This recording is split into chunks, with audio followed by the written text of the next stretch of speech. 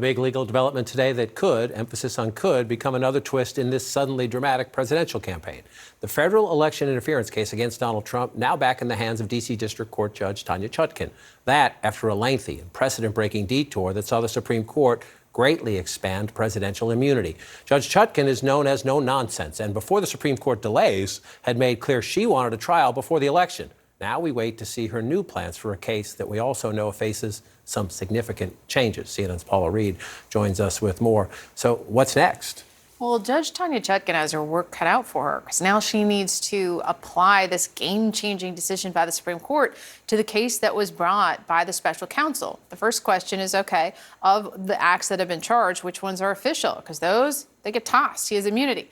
So of the unofficial acts that may or may not remain, are any of those supported by evidence that they could successfully argue what constitutes an official act? Because the Supreme Court not only said he had immunity for official acts, they also said that official acts can't be used as evidence even to support crimes that are unrelated to your official duties.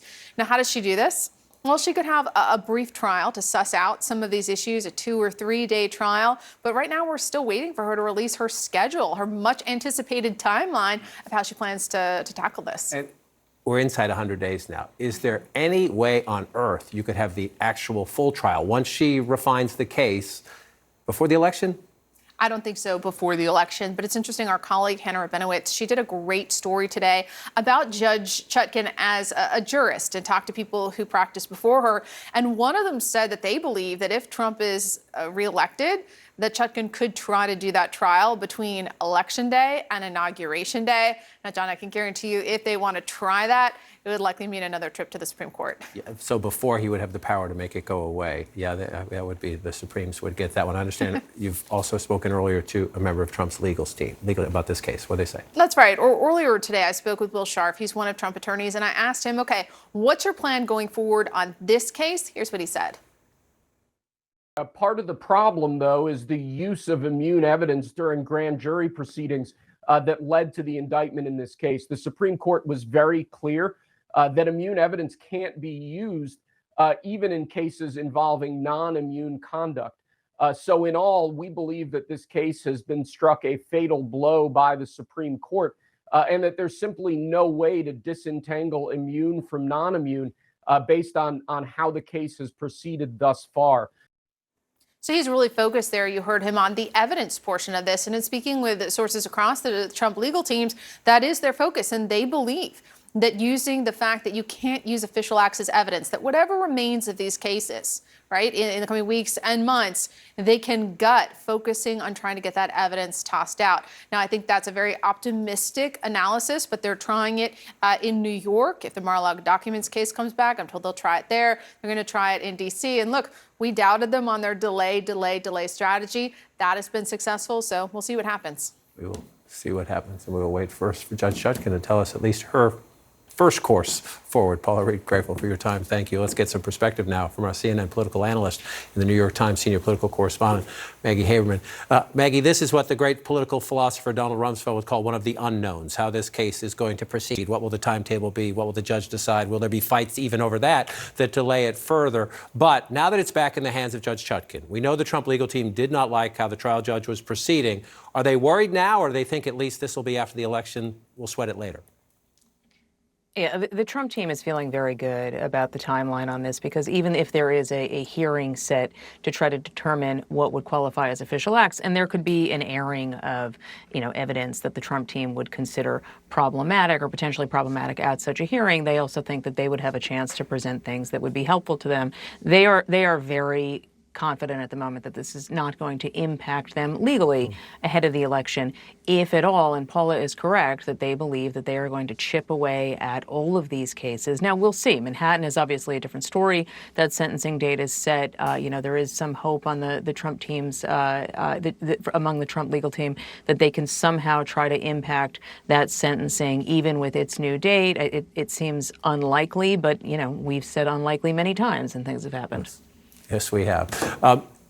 You're part of a fabulous piece today in the Times about the debate inside the Trump campaign, the Republican Party, about how to run, how President Trump should run, former President Trump should run against Vice President Harris. And you note in the piece, it does have a history sometimes of letting his personal instincts take over when it's strong women, when questions of race come up. What is the debate internally? So it's less of a debate internally than we've seen previously, John. I keep thinking back to 2020 when there were protests over the killing of George Floyd. And Trump posted on Twitter a line, I'm paraphrasing, but it was when the looting starts, the shooting starts. And it was echoing a racist Miami police chief from decades earlier. There was an outcry inside the White House and a lot of consternation among his aides. What you saw here when he was at the NABJ conference earlier this week, and he said something that he's been trying to inject into the bloodstream for a week, which is questioning the idea that Kamala Harris is really black. His team rose right behind him and echoed it and posted about it on Twitter. And there was something shown on the screen at his rally in Pennsylvania a short time later. So there's not much of a debate. There is some private concession from some people close to him that this is something they wish he hadn't said, but there doesn't seem to be a whole lot of fighting him on this one. The former president also saying this week, and he's right, historically vice presidential picks do not have any huge impact on the election, but there's been a debate about his own pick, J.D. Vance, who's had a bit of a rocky start. Trump saying, I will say this, I think this is well documented historically, vice president in terms of the election doesn't have any impact. I mean, virtually no impact. Do they still believe that? There are some Republicans outside of Trump world saying, I might have made another choice.